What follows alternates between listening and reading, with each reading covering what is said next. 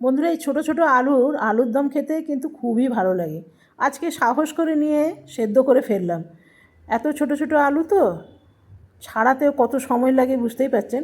তো এইদিকে টিভিতে চলছে খেলা দেখতে দেখতে আলুগুলো ছাড়িয়ে নেবো। বেশি আলু নেই, খুবই অল্প আলু আছে, দুইজনকার জন্য বানাচ্ছি। তো প্রথমে আগে ছাড়িয়ে নিই। তবে এই আলুর কোয়ালিটিগুলো একদম অন্যরকম, খেতে কিন্তু খুবই ভালো হয় জানেন। তবে ছাড়াতে ওই যে বললাম একটু সময় লাগে। আর এই আলুগুলো না সেদ্ধ করে অল্প তেলে পোস্ত দিয়ে ভাজা এত ভালো লাগে, একদিন করে আপনাদের দেখাবো। তো চলুন বন্ধুরা, ছাড়িয়ে নিয়ে তারপর ফিরে আসছি। বুঝতেই পারছেন অনেক সময় লাগবে।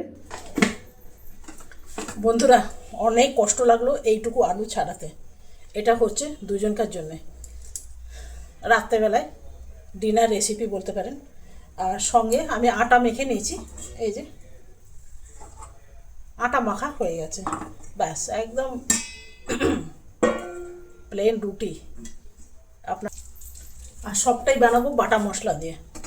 তো বাটা মশলা লাগছে একটু, এই যেহেতু আলুর দম বানাচ্ছি, পেঁয়াজ বাটা, জিরে আদা বাটা, কাঁচা লঙ্কা, রসুন, আদা, তিনটেই বাটা আছে, আর গরম মশলা। তো চলুন রান্নাটা শুরু করি। এখানে দিয়ে দেবো তেল, খুব সামান্য দেবো জিরে, তেজপাতা, কড়াই দিয়ে দেবো একটু নুন,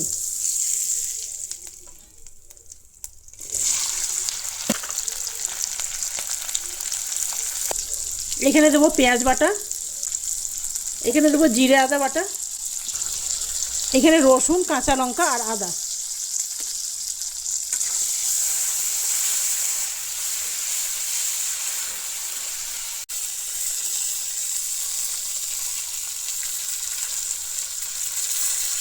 এখানে দেবো জল।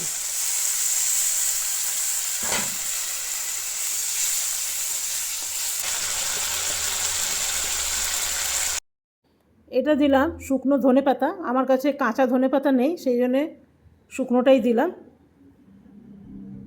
এরপরে দিয়ে দেবো একটুখানি গরম মশলা, আর একটু দেবো।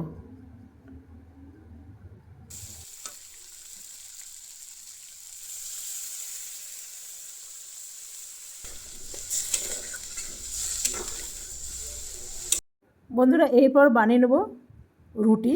তবে আলুর দমের সাথে বলুন লুচিটা কত ভাল লাগে, দারুণ লাগে।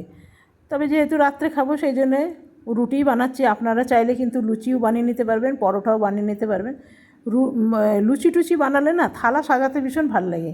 আর আমার দুই ছেলে যদি ঘরে থাকতো তাহলে বলতো কিছুতেই আলুর দমের সাথে রুটি খাবে না, তারা লুচিই খাবে। এতটাই আলুর দম পছন্দ করে লুচির সাথে, রুটির সাথে তো একদম পছন্দ করে না।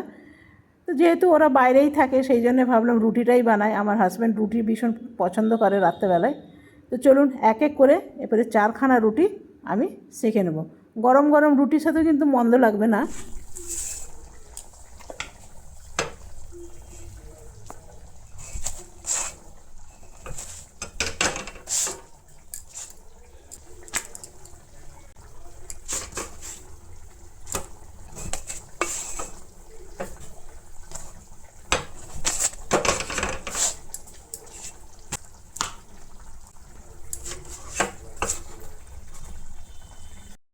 তো বন্ধুরা, এখানে আমি 4খানা রুটি বানিয়ে নিয়েছি।